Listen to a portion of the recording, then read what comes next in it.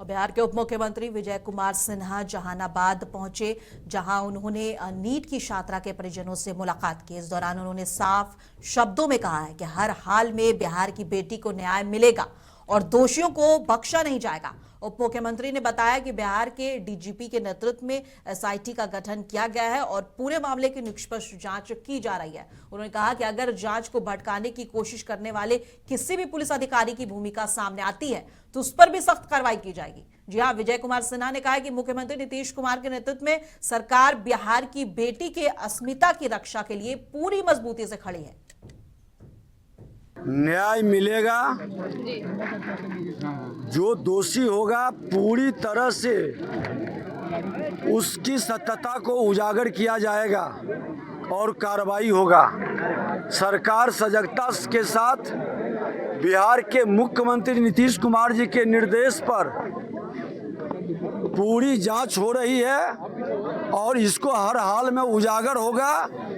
जो सत्यता अभी डीजीपी के नेतृत्व में ये जांच कमेटी चल रही है और हर बिंदु पर पूरी जांच की जा रही है। और मैं ये भी बता दूं कि हमने पूरी तरह से स्पष्ट तौर पर डीजीपी साहब से हमने बात भी किया, गृह मंत्री से भी बात किए और हमने कहा है कि इसको हर हाल में, ये एक व्यक्ति और एक बच्ची का मामला नहीं, ये बिहार की बेटी की अस्मिता की बात है।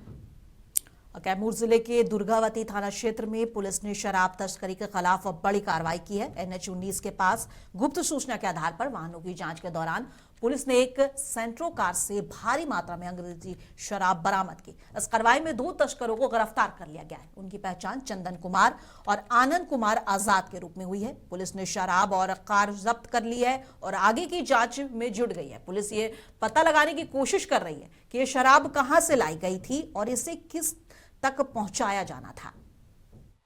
19 पर महमूदगंज ओवरब्रिज के बाद ये दुर्गावती थाना और एक्साइज टीम के संयुक्त छापेमारी से एक गाड़ी बरामद की गई, जिसमें से 2 अभियुक्त और अंग्रेजी शराब बरामद की। कार थी, ये लोग बता रहे हैं कि हम लोग यूपी की तरफ से लेके आ रहे थे शराब और पटना के आ रहे थे। गिरफ्तारी वाली से प्राथमिकी दर्ज की जाए, इसे न्यायालय में प्रेषित किया।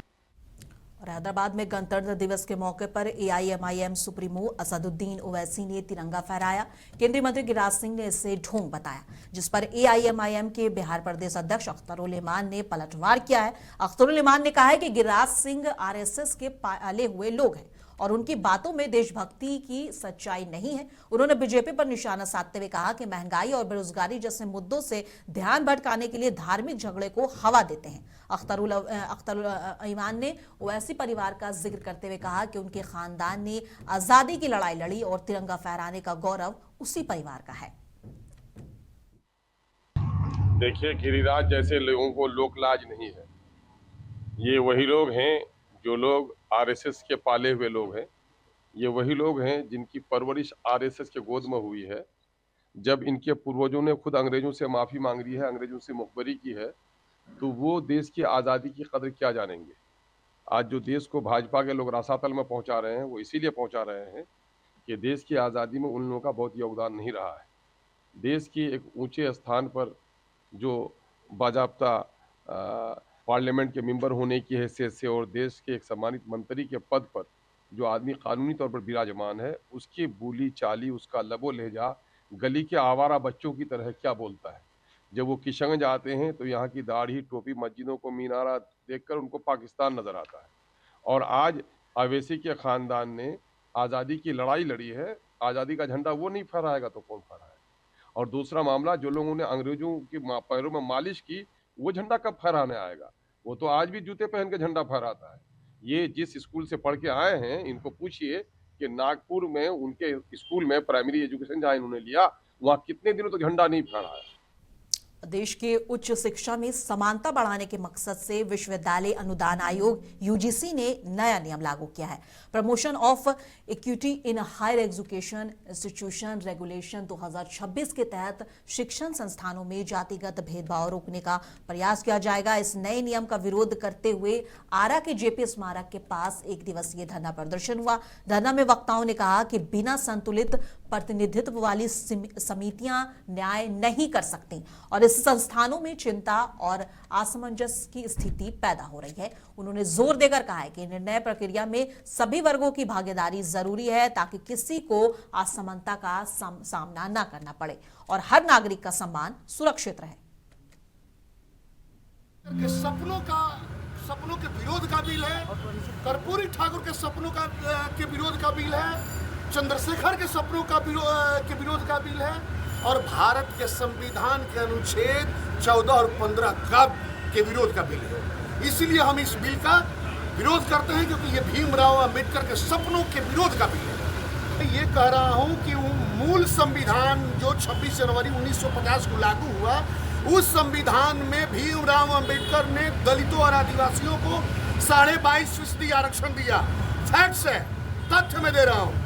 मैं कह रहा हूँ कि जब भारत का सबसे वंचित जो तबका है दलित और आदिवासी के बराबर, ये धनाढ़ मजबूत 100 बीघा 1000 बीघा जमीन वाले लोग कैसे हो सकते हैं भाई? ये तो साधारण। लेकिन ये बिल लाने के बाद बच्चों में विद्यार्थी जीवन से ही ये भावना पनप जाएगी कि हम ओबीसी हैं और हम सामान्य वर्ग से हैं। खास करके सामान्य वर्ग के स्टूडेंट जो हैं वो अपने आप को 2 दर्जे के नागरिक समझेंगे, वो डरे डरे से रहेंगे। वो भी क्यों नहीं, क्योंकि जब उनके पक्ष की बात आएगी तो नहीं सुन, क्योंकि ये बिल उन्हीं को प्रोटेक्ट करने के लिए है, ओबीसी को, एससी को और एसटी को। भागलपुर जिले के फाजिलपुर डंडा बाजार में एक सनसनीखेज मामला सामने आया है। पड़ोस की गुतनी मीला देवी ने सुभाष यादव और उनकी पत्नी विशेखा देवी पर डायन होने का आरोप लगाते हुए उन पर लाठी डंडों से हमला कर दिया। इस हमले में दोनों गंभीर रूप से घायल हो गए और सुभाष यादव के सिर पर और नाक पर गंभीर चोटें आई हैं, जबकि विशेखा देवी के शरीर के कई हिस्सों में चोटें लगी हैं। इन्हें इलाज के लिए भागलपुर के जवाहर नेहरू मेडिकल कॉलेज अस्पताल में भर्ती कराया गया है। घटना की सूचना मिलते ही गोराडीह थाना की पुलिस मौके पर पहुंची और मामले की जांच शुरू कर दी है। इस घटना ने समाज में फैले अंधविश्वास और डायन प्रथा जैसे कुरीतियों पर एक बार फिर सवाल खड़े कर दिए हैं। हुआ सर कि हम झाड़ू दे रहे थे तो मेरी गोतनी आई उधर से, बोली कि तुम डायन हो और बाल पकड़ के घिसियाने लगा, हमको मारने लगा बाल पकड़ के। तो फिर मेरा पति बोला कि नहीं ये डायन नहीं है, बोला कि उसका बेटा ने आया बस रड लेके मेरे पति को मार दिया। आपको भी मारा? जी हमको भी मारा है, ईटा पत्थर रड सब चलाया है सर। थाना गए थे? जी सर थाना गए थे। आवेदन दिए? जी सर। थाना पुलिस अभी कार्रवाई नहीं की? अभी कार्रवाई नहीं किया है सर। कहाँ गए? फाजिलपुर डंडा गया। थाना गोराडीह। क्या नाम हुआ? विशेखा कुमारी। और पटना में शंभू गर्ल्स हॉस्टल में नीट की तैयारी कर रही छात्रा की संदिग्ध मौत और कथित रेप मामले में राजनीति का माहौल गर्म कर दिया है। पूर्णिया से सांसद पप्पू यादव ने संसद भवन के बाहर धरना देकर राज्य सरकार और पुलिस पर गंभीर आरोप लगाए। उन्होंने कहा है कि यह सिर्फ एक छात्रा की मौत का मामला नहीं है, बल्कि सत्ता संरक्षित अपराध और पुलिस की लापरवाही का उदाहरण है। और धरने के दौरान पप्पू यादव के हाथों में तख्तियां और पोस्टर लेकर विरोध करते दिखे और उनके नारे सीधे तौर पर न्याय की मांग और अपराधियों के खिलाफ कार्रवाई की अपील कर रहे थे। सांसद ने सीबीआई जांच की मांग की है और कहा है कि बेटियों की सुरक्षा सुनिश्चित करना सरकार की जिम्मेदारी है। बता दें, जब ये हादसा हुआ था उस वक्त पप्पू यादव ने छात्रा के परिवारों से मुलाकात कर ये आश्वासन दिया था कि इस मामले को वो सड़क से संसद तक उठाएंगे और ये उन्होंने आखिरकार कर दिखाया। उल्टे उसके परिवार को तंग किया जा रहा है। पूरा का पूरा एसआईटी और पूरा का पूरा सीआईडी दोनों मिलकर के बड़ी मछली को बचाने की तैयारी।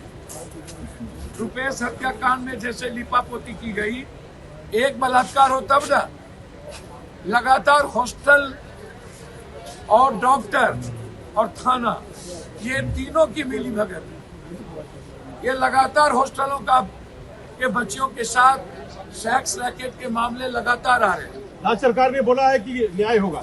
यह कब तक 20 दिन हो गए, पहले कहा गया बच्चियों के साथ बलात्कार हुआ ही नहीं, कोई टॉर्चर नहीं है, नींद की गोली खा लिया, नींद की गोली कहीं लिया ही नहीं गया, रूम में कुछ मिले ही नहीं, कपड़े साफ कर दिए गए, खून हटा दिए गए, किसके लिए? उल्टे। भागलपुर की समीक्षा भवन में उच्च जातियों के विकास के लिए राज्य आयोग पटना की ओर से प्रमंडल स्तरीय बैठक आयोजित की गई। बैठक का नेतृत्व आयोग के सदस्य राजकुमार सिंह ने किया। इसमें जिलाधिकारी डॉक्टर नवल किशोर चौधरी और श्रवण समाज के कई लोग शामिल थे। और लेकिन बैठक के दौरान राजनीतिक दलों से आए कुछ लोगों ने आरोप लगाया कि उन्हें यूजीसी कानून पर चर्चा के लिए बुलाया गया था, जबकि बैठक में इस विषय पर कोई बात नहीं हुई। नाराज लोगों ने बैठक का विरोध किया और प्रदर्शन करते हुए बाहर चले गए। आयोग के सदस्य राजकुमार सिंह ने कहा कि ये भागलपुर में 8वीं समीक्षात्मक बैठक थी और इससे मिले सुझाव राज्य सरकार तक भेजे जाएंगे। लोगों को उच्च जातियों के विकास के लिए सुझाव मांगने के लिए यहाँ बुलाया गया था। हम लोगों ने अपना सुझाव दिया, लेकिन सदन में उपस्थित सवर्ण जाति के लोगों के मन में आज जो यूजीसी का नया काला कानून आया है, इसके प्रति हम लोगों के बच्चों के प्रति काफ़ी असुरक्षा का भाव पैदा हो गया है। हम लोग काफ़ी चिंतित हैं और दुखी हैं कि हम लोग भारतीय जनता पार्टी के कोर वोटर हैं। बिना कुछ सोचे समझे मोदी जी के नाम पे कमल फूल पर बटन दबाते आ रहे हैं। फिर आखिर मेरा अपराध क्या है कि मेरे बच्चे को जन्म से ही अपराधी मान लिया गया। यूजीसी में कानून बने, भेदभाव की तो बात ही नहीं है। भेदभाव करने वाले हम लोग हैं ही नहीं। आज तक जितने भी कॉलेज स्कूल में जमीन दान दिया गया है, हमारे पूर्वजों के द्वारा ही दिया गया। अगर हम भेदभाव करते तो स्कूल कॉलेजों में जमीन को दान नहीं किया करते। संशोधन होना। बिहार का बैठक कर लेंगे और जो सवर्णों की चिंता ईडब्ल्यूएस के तहत जो बच्चे जो इस काम को पूरा नहीं कर पाते हैं पैसे के अभाव में, उसके लिए आयोग चिंतित है। और आयोग का काम आपकी भावना से अवगत कराते हुए सरकार को सूचित करना है। इस बात की सारी सूचना हम सरकार को। और बिहार सरकार आपदा से निपटने के लिए लगातार बड़े और जमीनी कदम उठा रही है। हाल ही में बिहार राज्य आपदा प्रबंधन प्राधिकरण और Tata institute of social sciences Mumbai के बीच MOU साइन हुआ है, जिससे आपदा के असर को कम करने की रणनीति बनाई जाएगी और शीतलहर के दौरान बेघर और कमजोर लोगों के लिए अलाव और रैन बसेरे की व्यवस्था की गई है। मुख्यमंत्री राहत कोष से हम लोग यहाँ पर बाढ़ आश्रय स्थल का निर्माण कर रहे हैं। राज्य के 10 अति बाढ़ प्रभावित जिलों कटिहार, सीतामढ़ी, पूर्वी चंपारण, पश्चिमी चंपारण, पूर्णिया, किशनगंज, दरभंगा, शिवहर एवं अररिया के साथ मधुबनी जिले में 100 अस्थायी बाढ़ आश्रय स्थलों का निर्माण किया जा रहा है, जिसमें से हम लोगों ने 96 पूरे कर लिए हैं, 96 और 4 अभी निर्माणाधीन है, कार्य प्रगति पर है। नेक्स्ट सर, हमारे 17 जिलों में डिस्ट्रिक्ट इमरजेंसी रेस्पॉन्स फैसिलिटी कम ट्रेनिंग सेंटर हम बना रहे हैं। 17 जिलों में 15 भवन हमारे तैयार हो गए हैं और उनमें हमारे SDRF की टीम रह भी रही है। जहां तक सवाल 2 भवनों का है, मोतिहारी और बक्सर में, वहां पर समन्वय किया जा रहा है, वहां पर भी बहुत जल्दी तैनाती हो जाएगी। अगले चरण में हम लोग 20 जिलों का निर्माण का लक्ष्य हम लोगों का है, और जहां पर अरवल, भोजपुर, बेगूसराय, कटिहार, बांका, रोहतास, औरंगाबाद, मधेपुरा और सहरसा जिले के नोहट्टा प्रखंड से विकास की एक बड़ी और राहत बड़ी खबर सामने आई है। यहां मुरादपुर पंचायत में ग्रामीणों की बरसों पुरानी मांग पूरी होती नजर आ रही है। महिषी विधायक डॉक्टर गौतम कृष्ण ने राम प्रसाद मुखिया के घर से आंगनबाड़ी केंद्र तक बनने वाली सड़क योजना का शिलान्यास किया। इस सड़क से बनने से न सिर्फ आवागमन आसान होगा, बल्कि बच्चों और महिलाओं को भी बड़ी राहत मिलेगी। विधानसभा अंतर्गत जब से मेरा कार्यकाल शुरुआत हुआ, ये 7वां शिलान्यास का काम था, और अपने शक्ति और सामर्थ्य और बुद्धि के अनुसार जितना हो सकेगा इस विकास को गति देने का हमेशा प्रयास करूंगा। भगवान श्री कृष्ण से दुआ और आशीर्वाद मांगते हैं कि कृष्ण नगरी में हम लोग हैं, और सारे ढेर सारे जो विकास के काम है, जो ज़रूरत की जाती है, रोड है, सड़क है, गली है, जैसे हमारे बड़े बुजुर्गों का मतलब मांग है, मैं उनके मांग पे खरा उतर सकूं, उनके ज़रूरतों को पूरा करने में अपने आप को सक्षम बना सकूं, तो यही मैं आशीर्वाद मांगता हूं यहाँ के सभी गार्जियनों को, और यही कहूँगा कि निश्चित रूप से विकास की अभी जो शुरुआत हुई है, अभी 5 साल का यहाँ के बड़े बुजुर्गों ने मौका दिया है। इस 5 साल में मैं यकीन के साथ कह सकता हूँ कोई भी टोला मोहल्ला गली नली नहीं बचेगा जो अधूरा और छूटेगा। विधायक जी डॉक्टर गौतम कृष्ण जी हमारे पंचायत में आके राम प्रसाद मुखिया के घर से लेकर के आंगनबाड़ी तक रोड का शिलान्यास किया है। हम खुशी से बहुत आभार व्यक्त करता हूं